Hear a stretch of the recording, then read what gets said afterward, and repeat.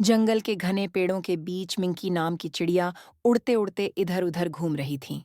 तभी उसकी नजर पुराने दोस्त चिंटू पर पड़ी। चिंटू ने हैरानी से पूछा। चिंटू, अरे मिंकी, तुम कहाँ थी इतने दिनों से? बहुत समय बाद तुम्हें देख रहा हूँ। मिंकी मुस्कुराते हुए, मैं बिल्कुल ठीक हूँ चिंटू।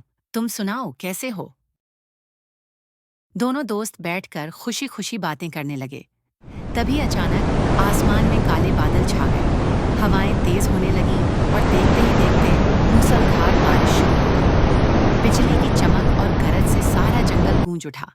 मिंकी थोड़ी घबरा गई और बोली, मिंकी घबराते हुए, चिंटू, चलो जल्दी से अपने अपने घर चलें, वरना ये तूफान और खतरनाक हो जाएगा।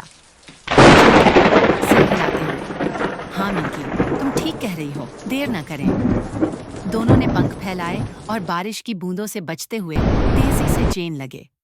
कभी बिजली की चमक उन्हें डराती, तो कभी हवा का तेज झोंका उन्हें डगमगा देता। लेकिन दोस्ती की ताकत से दोनों आगे बढ़ते रहे। मिंकी थोड़ी सी चिंता में थी। मन ही मन सोचते सोचते वह अपने घोंसले पर आ गई। तभी पास वाली डाल पर बैठी मीनू आंटी ने आवाज दी, मीनू आंटी, मिंकी, कहाँ थी तुम? तुम्हें पता है, खबरों में बताया गया है कि जंगल में कई दिनों तक बहुत तेज बारिश होने वाली है। मिंकी चौंक कर बोली, मिंकी, सच आंटी, इतनी लंबी बारिश?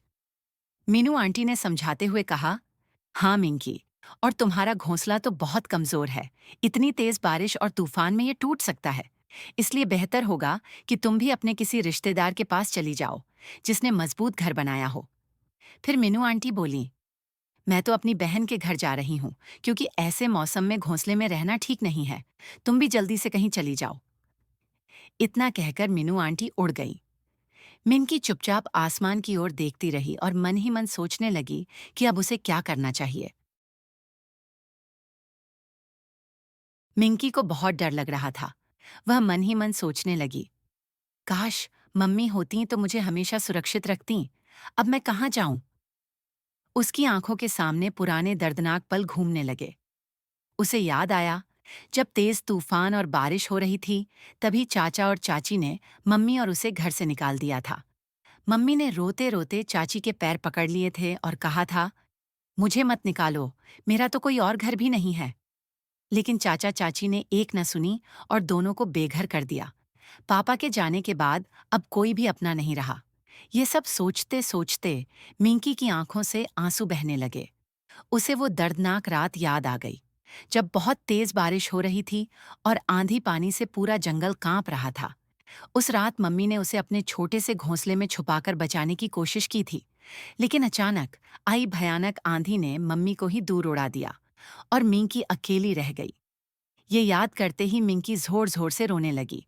तभी अचानक तेज बिजली की आवाज गड़गड़ाई और पूरा आसमान चमक उठा।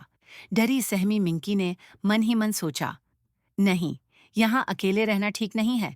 मुझे तुरंत चिंटू के पास जाना होगा। वह जल्दी से अपने पंख फैलाकर उड़ चली, क्योंकि उसके घोंसले की टहनियां अब टूटने लगी थीं।